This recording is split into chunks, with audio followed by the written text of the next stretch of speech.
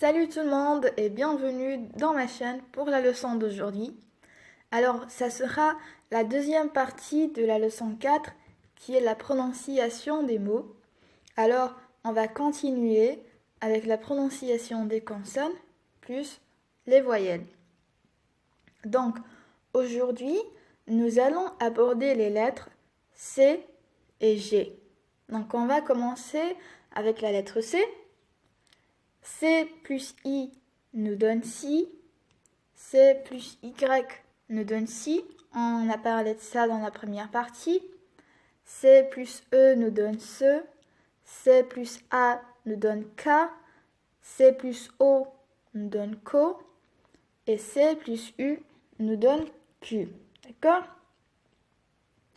Donc, maintenant, si tu veux que le CA, qui est le K, se prononce ça, c'est facile. Tu n'as qu'à mettre une petite cédille sous le C et tu obtiendras le son ça. Donc la cédille, c'est ce petit 5 ou ce petit S que tu vois encerclé en rouge qui est sous le C. D'accord? Tu obtiendras le son ce. Donc, je vais te donner quelques exemples avec le C cédille. D'accord? Donc, tu as le mot garçon. Tu vois, garçon. J'ai mis une cédille sous le C pour avoir le son son. Si on ne met pas de cédille, c'est quand. Commerçant. Tu vois la cédille sous le C. S'il n'y a pas de cédille, ça sera commerçant. Et nous, on veut commerçant. Maintenant, le G. G plus I nous donne J. G plus Y nous donne J. G plus E nous donne je. G plus A nous donne ga. G plus O nous donne go.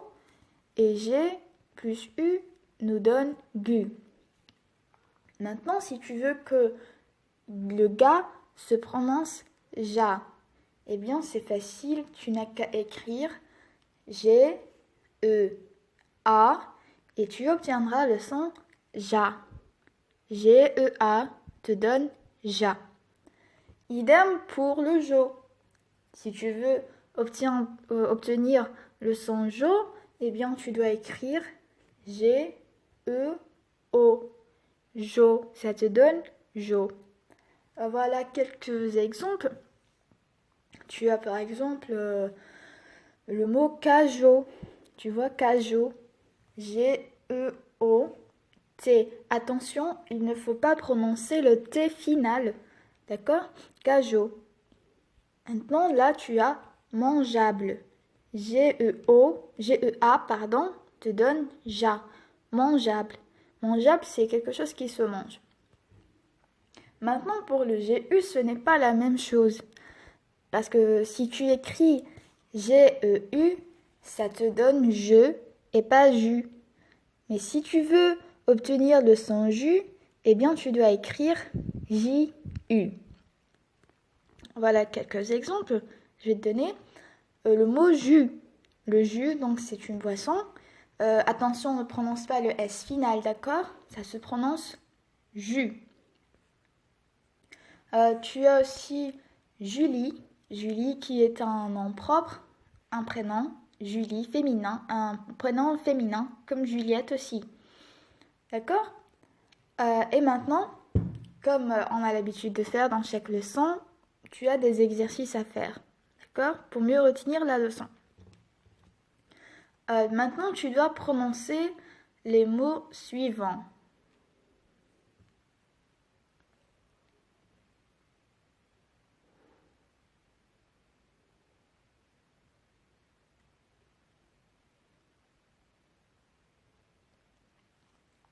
Abordage. Donc l'abordage, c'est le débarquement, un accostage, ou on peut aussi dire collision maritime. Garçon, le garçon, c'est un enfant ou un adolescent, et on peut aussi dire jeune homme. Cartouche d'encre. Cartouche d'encre, c'est un petit réservoir contenant une encre destinée soit à l'impression à l'aide d'une imprimante, d'un fax, d'une photocopieuse, soit à la recharge d'un stylo.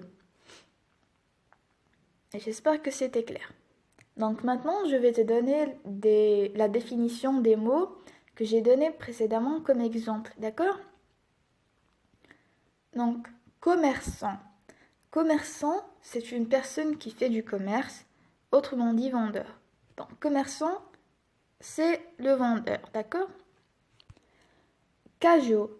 Le cajot, c'est une petite caisse d'emballage légère, utilisée surtout pour transporter des légumes. Ok?